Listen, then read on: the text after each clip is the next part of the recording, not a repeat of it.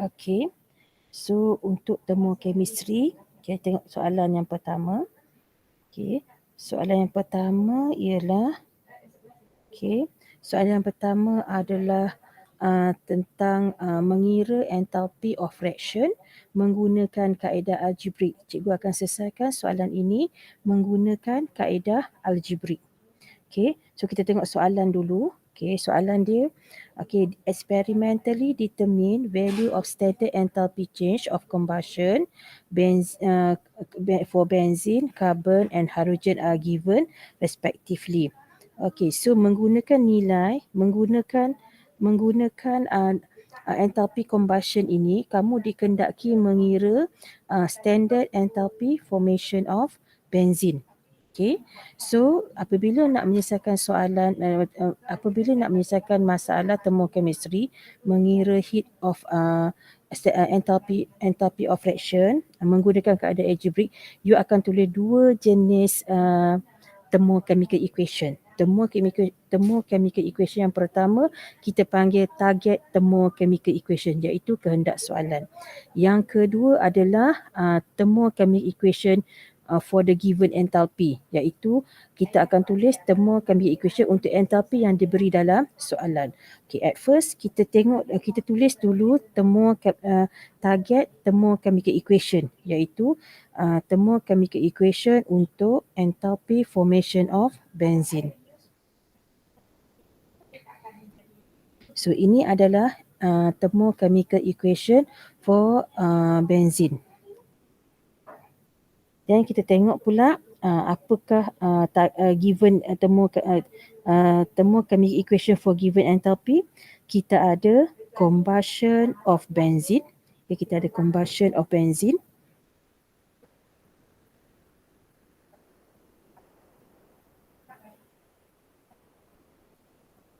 Kita ada combustion of benzene. Okay, ini thermochemical equation dia. Kemudian kita ada combustion of carbon dan combustion of hydrogen. Okay, so kita akan modify ketiga-tiga thermochemical equation ini supaya kita akan dapat target thermochemical equation. Ini kita panggil target thermochemical equation. Ini adalah thermochemical equation for the given enthalpy. Okay, so kita akan modify ketiga-tiga thermochemical equation given ni supaya dapat target thermochemical equation. Dalam target thermochemical equation, kita perlukan 6 carbon sebagai reactant, 3 hydrogen sebagai reactant dan 1 mol benzene sebagai produk. Okay, so kita tengok kat mana kita boleh cari 6 carbon. Okay, kita tak ada 6 carbon kat sini, tapi kita ada, katakanlah ini thermochemical equation pertama, thermochemical equation kedua, thermochemical equation ketiga. Okay, so kita boleh cari thermochemical equation yang ada carbon pada thermochemical equation yang kedua. Okay, tapi di sini dia nak 6 carbon. Okay, kita ada 1 carbon. Jadi thermochemical equation kedua ni kita akan darab dengan 6 keseluruhnya. Okey, termasuk dia punya nilai entalpi. Okey. Kedua, okey, kita tengok hidrogen pula. Hidrogen ada kat mana? Kita tengok hidrogen ada pada thermochemical equation yang ketiga. Okey, dia ada pada thermochemical equation yang ketiga. Kita ada 1 hidrogen, di sini kita nak 3 hidrogen. So apa yang kita akan buat pada equation yang ketiga ini, seluruh equation ini kita akan darab dengan 3. Dan kat mana kita dapat C6H6? C6H6 kita tengok pada thermochemical equation yang pertama. Di sini kita ada 1 C6H6, tetapi dia sebagai reactant. Sedangkan dalam target equation kita dia C6H6 sebagai produk. Jadi apa yang kita akan modify kepada equation yang pertama ini, yang ini kita akan reverse. Ini kita akan reverse. Okay, bukan reverse equation saja, termasuk sign untuk nilai delta H. Okay. So apabila kamu dah tahu apa nak buat, okay, dan kamu tulislah hasil pengubahsuaian terhadap ketiga-tiga temu chemical equation tu. Okay, so ni temu chemical equation yang pertama, kita reverse. Sebab itulah kamu nampak sini benzin dah jadi produk. Sini sign daripada negatif jadi positif. Okay. Next, untuk temu chemical equation yang kedua, kita dah darab dengan 6. Nampak tak sini 6? Okay. Temu chemical equation yang ketiga, kita darab dengan 3. Okay. Setelah kita dah tulis temu chemical equation yang kita dah modified tadi, kita akan jumlahkan ketiga-tiga temu chemical equation tadi supaya dapat target equation. Okay. So kita tengok benda yang kita tak nak dalam temu chemical equation kita. Dekat target temu chemical equation tak ada. Okay, tengok compound yang tak ada dalam expression chemical equation kita. Target chemical equation. So kita tak nak water. Okay, kita tak nak water. So macam mana kita nak buang water? Okay, kita ada water pada temu chemical equation. Ini temu chemical equation pertama, temu chemical equation 2, equation yang ketiga. Okay, kita tak nak water. Okay, kita akan cuba terminate water. Macam mana kita nak terminate water? Dekat equation 1, okay, dekat equation 1, water sebagai reactant. So kita boleh hapuskan dia dengan equation yang ketiga iaitu water sebagai reactant. Okay, koefisien yang sama, phase yang sama. Jadi dia berada pada opposite side. Satu berada pada reactant, satu lagi berada pada produk. Jadi kita boleh hapuskan yang ini. Okay, kita tak nak apa lagi? Kita tak nak oksigen. Okay, dekat target equation tak ada oksigen. Kita buang oksigen, kita tak nak oksigen. So macam mana kita nak terminate oksigen kat sini dalam expression equation kita? Okay, sini ada 15/2 oksigen sebagai produk.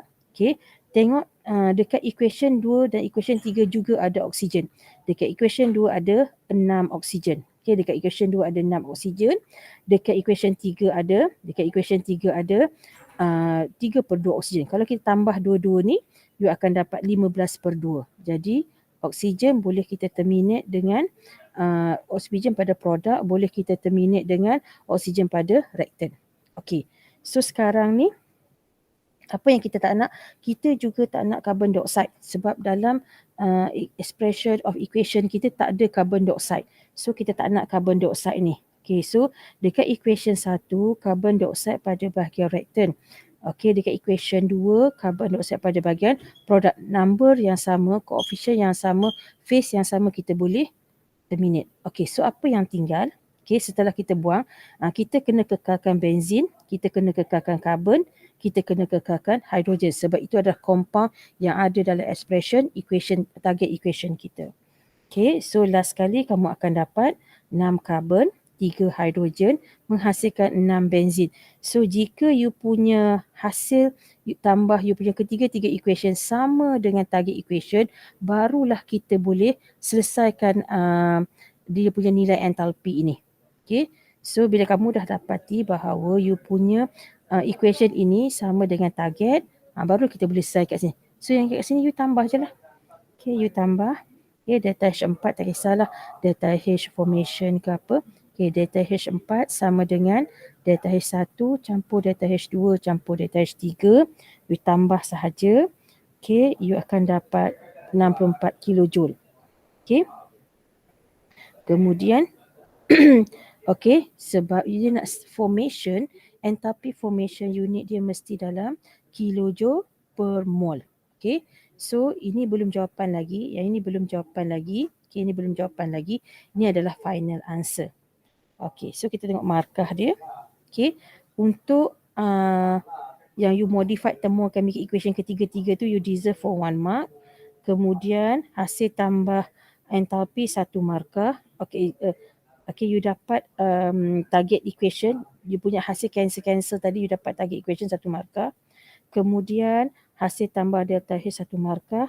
Dan akhir sekali final answer 1 markah. Okay.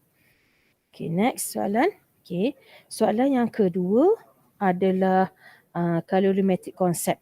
Okay, dalam calorimetric concept, you kena ingat satu konsep iaitu negative Q reaction sama dengan positive Q negative Q reaction sama dengan negative Q reaction lah. Okay. Heat absorb sama dengan heat release. Okay. Heat release sama dengan heat absorb lah. Okay, so macam mana kita nak apply release sama dengan heat absorb dalam soalan ni? Kita baca soalan dulu.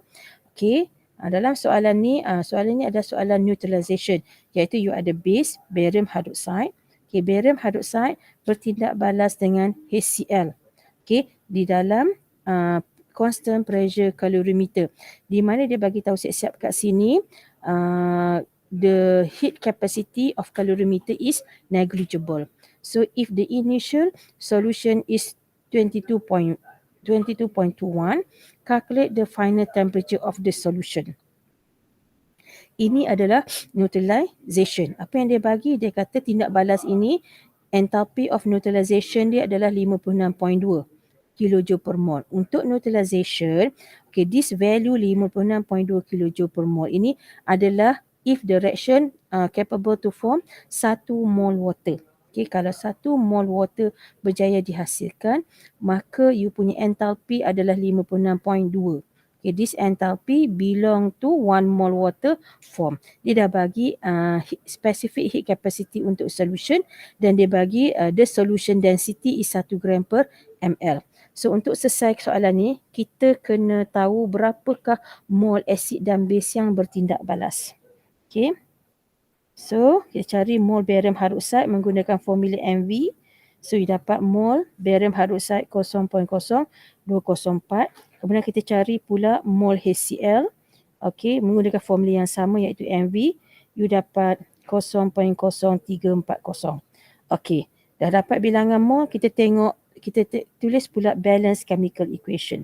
Okay, melalui balance chemical equation, 1 mol barium hydroxide require 2 mol of HCl to produce barium chloride dan 2 mol water. So, kalau barium hydroxide dan HCl bertindak balas dengan completenya, maka you akan menghasilkan 2 mol water.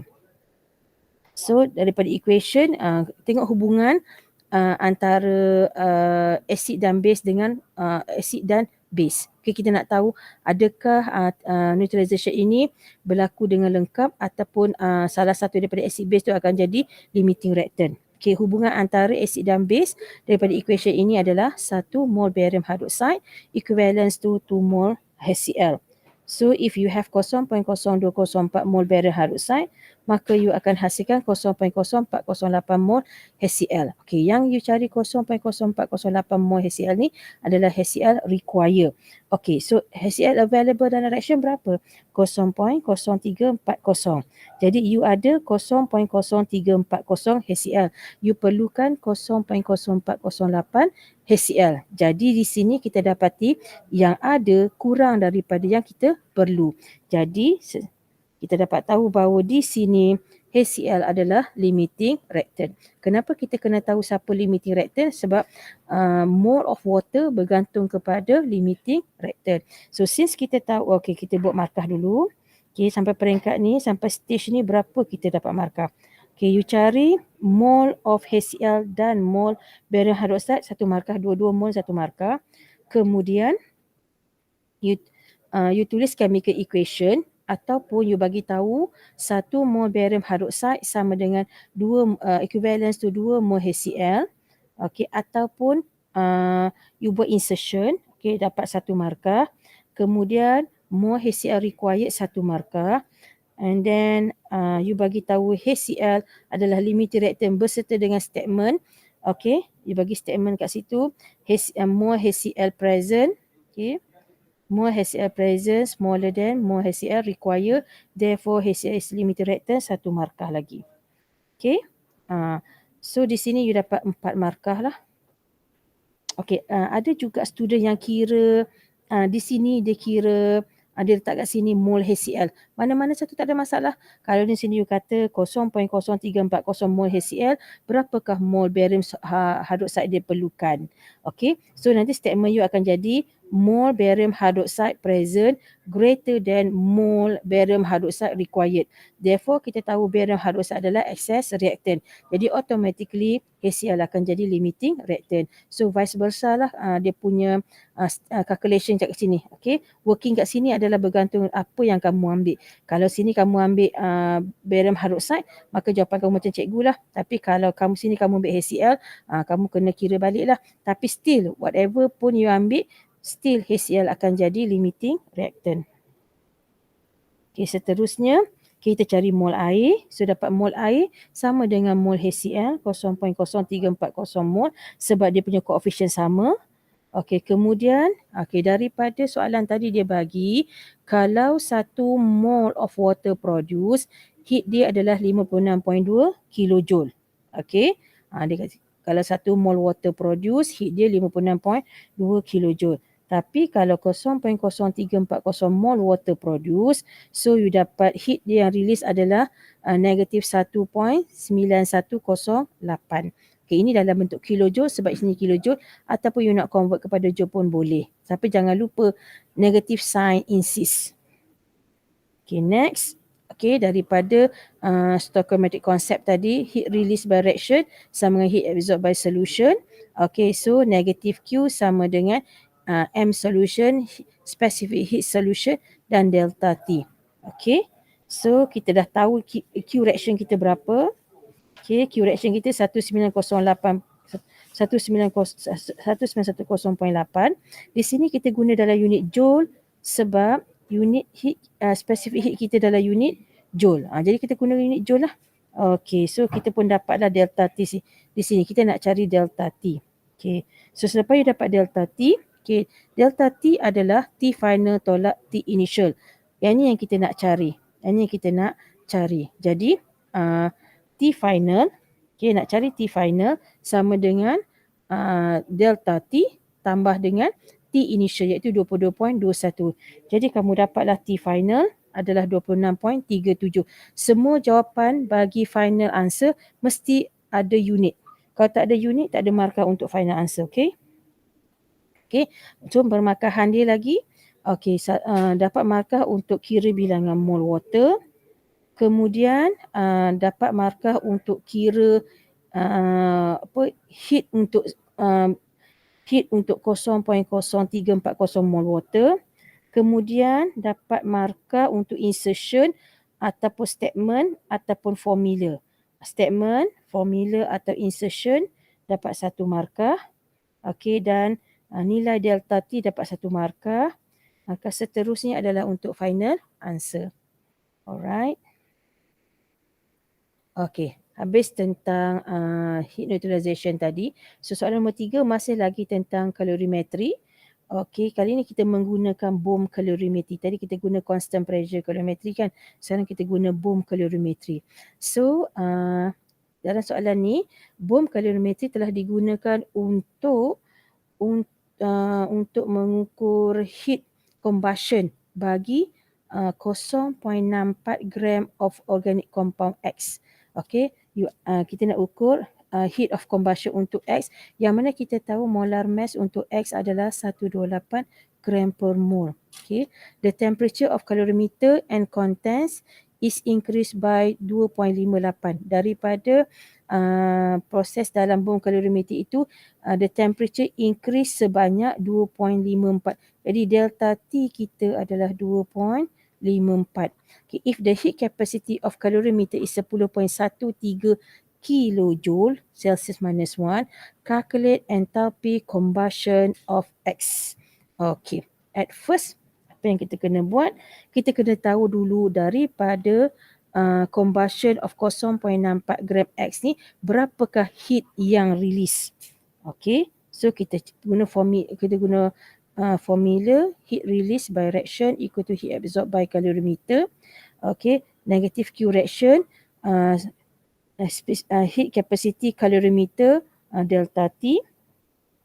So masukkan data nak cari Q reaction. So C calorimeter 10.13, delta T dia dah bagi 2.54. So you akan dapat Q reaction 25.73 kilojoule sebab you punya heat capacity kamu dalam unit kilojoule. Jadi unit Q kamu juga dalam unit kilojoule. Okey. Yang ini adalah negative Q ya student. Okey, negative Q. Kalau Q sahaja, kalau Q sahaja, Q sahaja akan jadi negatif 25.73 kilojoule. Alright, next. Untuk step ni, untuk working ni, dapat satu markah untuk insertion, statement atau formula atau insertion satu markah. Kemudian nilai Q satu markah, sama nilai Q ini atau nilai Q ini satu markah sahaja. Okay. Bukan sini satu tak. Salah satu sahaja. Okay. Kemudian kita tengok bilangan X yang mengalami, bilangan mol X yang mengalami combustion. Jadi kita cari mol X yang mengalami combustion, kita dapat 5 darab 10 kuasa negatif 3. Okey, apabila dah tahu bilangan mol X yang mengalami combustion adalah 5 darab 10 kuasa negatif 3, you equalizekan dengan you punya Q dia. Okey, so 5 darab 10 kuasa negatif 3 mol X equivalence to negatif 25.7302. Enthalpy of combustion adalah heat untuk 1 mol X. Jadi kalau 1 mol X, you akan dapat 5146. Ini belum jawapan lagi sebab dia tak ada per mol kan. Sebab conclusion, therefore, delta H combustion untuk X adalah negatif 5146 kilojoule per mol. Markah dia macam mana? Satu markah untuk mol X. Satu markah untuk equivalence antara mol dengan Q ataupun insertion ataupun nilai Q itu untuk satu mol tu. Next. Maka terakhir of course lah untuk final answer beserta unit yang betul. Next. Last question. Use the data below to construct Born-Haber cycle for potassium bromide and determine its lattice energy. Apabila kita nak buat Born-Haber cycle student, petua dia kita mulakan dengan delta H formation dekat barisan atas, kita akhiri dengan lattice energy. Itu petua dia lah. Dia kadang-kadang lain cikgu, lain cara ngajar. Tapi kalau cikgu suruh student cikgu tulis temu chemical equation untuk enthalpy formation, and then last sekali mesti diakhiri dengan temu chemical equation untuk lattice energy. Memandangkan soalan ni bagi dalam bentuk wording macam ni student, you kena convert you punya bentuk enthalpy dalam bentuk temu chemical equation.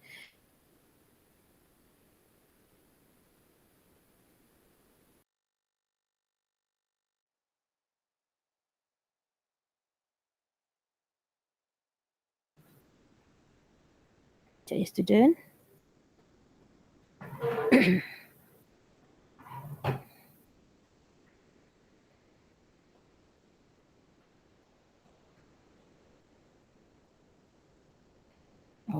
Still recording.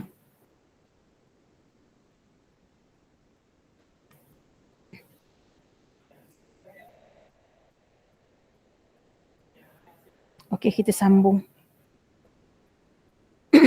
Kita tulis dulu temu chemical equation untuk enthalpy yang dia bagi untuk atomization. Oh my god. Wait,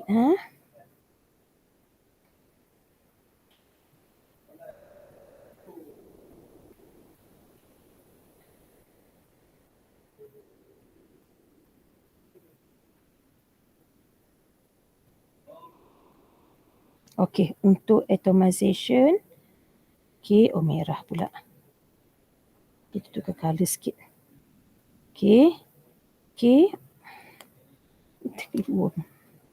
Lari pula. So potassium dalam bentuk solid menghasilkan potassium dalam bentuk gas. Delta H dia adalah 89.2 kilojoule per mol. Untuk ionization energy, ionization energy of potassium daripada K gas kepada K plus gas. Delta H dia adalah 419 kilojoule per mol. Manakala atomization of bromine Okay, bromin dalam bentuk liquid menghasilkan satu bromin atom dalam bentuk gas. Ini kita kena halfkan lah untuk dapat satu bromin atom. So delta H dia adalah 111.9 kilojoule. Yang ni positif sign insist ya untuk temu chemical equation bagi value dia. Okey, kemudian affinity electron bromin gas menghasilkan bromin minus gas. So delta H dia adalah negatif 324.6 kilojoule per mol. Manakala last kali enthalpy formation adalah di mana produk temu chemical equation yang mana reactant dia adalah elemen at stable state untuk ionic compound tersebut. Ini adalah ionic compound. Okay, ini adalah ionic compound. Okey, kita ada KBr sebagai produk dan ionic compound dia mesti dalam bentuk solid. Terhasil daripada K solid tambah setengah Br liquid. Okey, 1 to 1 lah. Okey. So selepas kamu tulis temu chemical equation dia, baru kamu construct von Haber cycle. Kita ni akan jadi nombor 1. Okey. Lattice energy dia mana? Okay, lattice energy kita kat sini. Lattice energy dia K plus gas campur bukan Cl ya, Br. Okey, Br minus gas sama dengan K Br solid. Okey, ni delta H dia tak tahu. Okey, lattice energy. Okey, ni akan jadi nombor 1, ini akan jadi nombor last, nombor 5. Kalau kita buat von Haber cycle tu, kita akan guna last sekali. Okey, so kita tengok bina von Haber cycle dia. First kita tulis enthalpy formation dia dulu. Okey. Kemudian, okey, dalam enthalpy formation ini kita bahagikan dia kepada ini adalah metal, ini adalah non-metal. Okey. So kita akan buat bahagian metal dulu.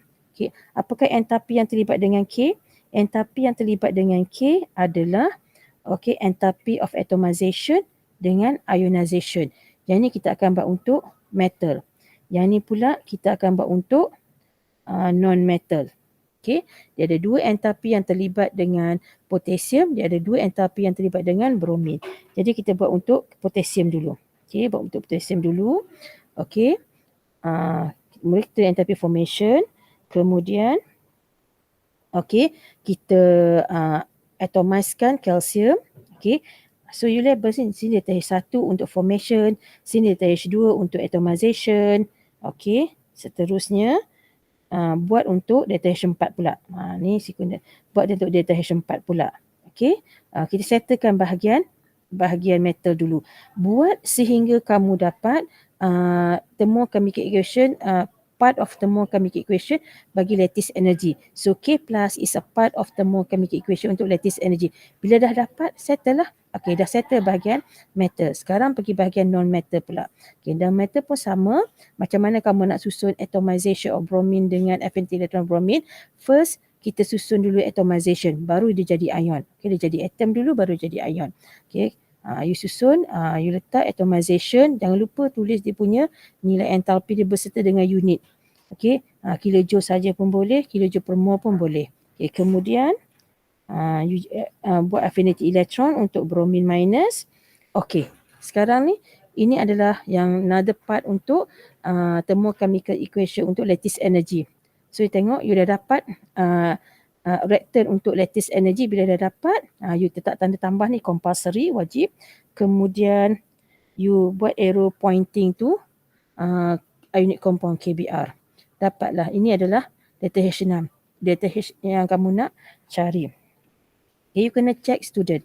Okay, KBr terhasil daripada K plus dengan Br minus. Tengok, you dah hasilkan K plus, then you berhentilah. Sini you hasilkan Br minus, then you berhentilah.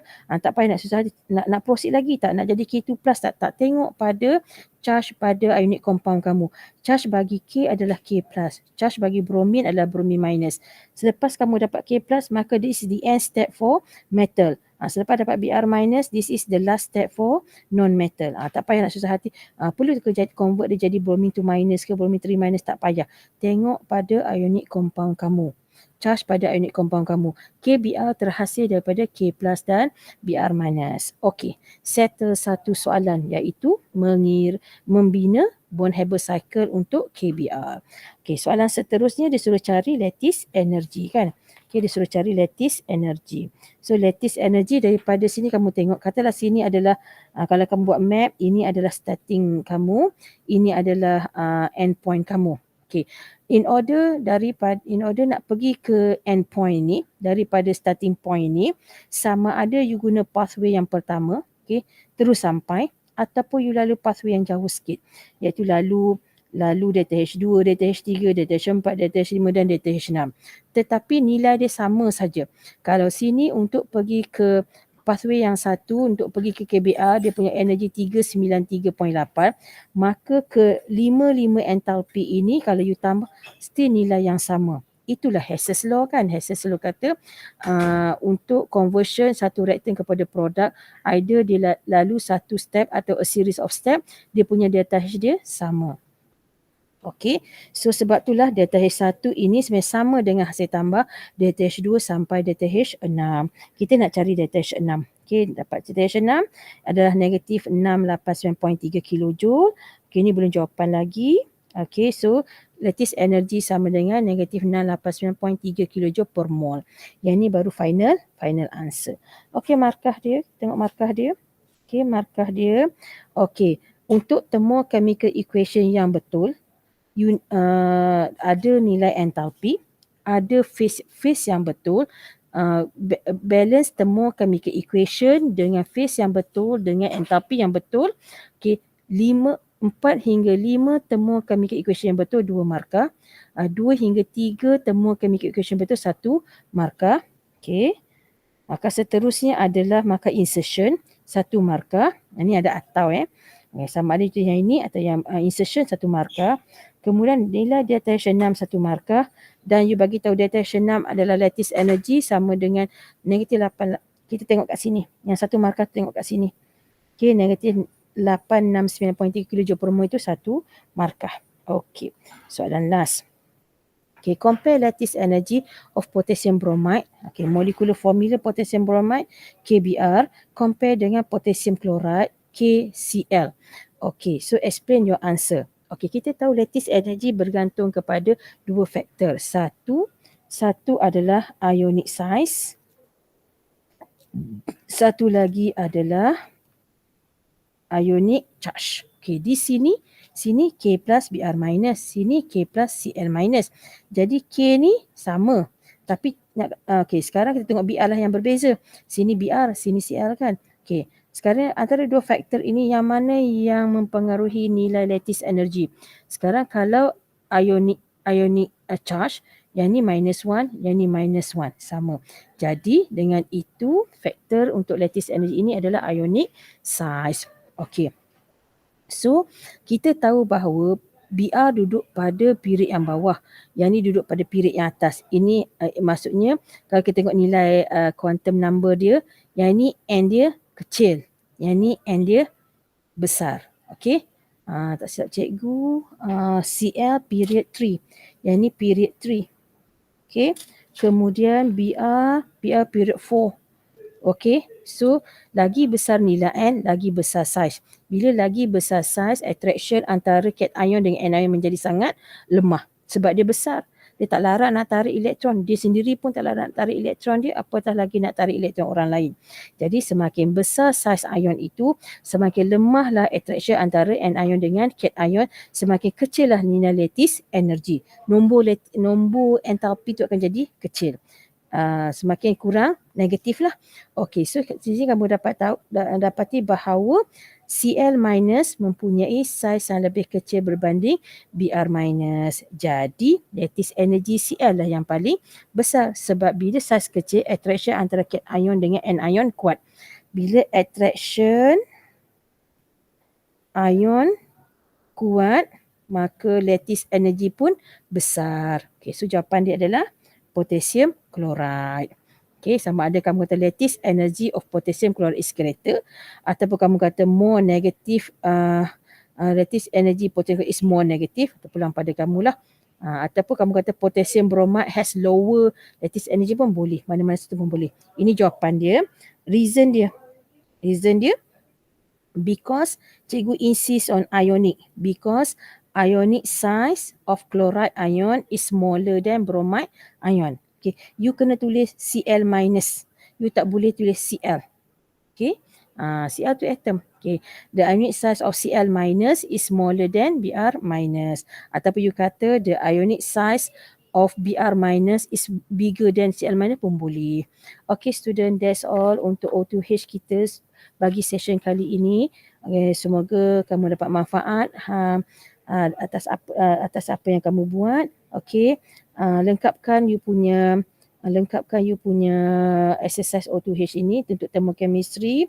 Jika jawapan kamu berbeza dengan jawapan cikgu, kamu kena salin balik dalam you punya kertas exercise lah supaya untuk rujukan akan datang, sebab takkan you asyik nak tengok video je kan. Okay, salin balik. Okay, yang mana yang betul tu baguslah, tahniah siapa yang dapat markah penuh. Okay, berapa total markah kat sini? Cikgu pun tak kira. Kamu kira 30. Semua total markah kat cikgu 30. Tengok dapat tak 30/30. Okay, good luck student. Assalamualaikum. Bye.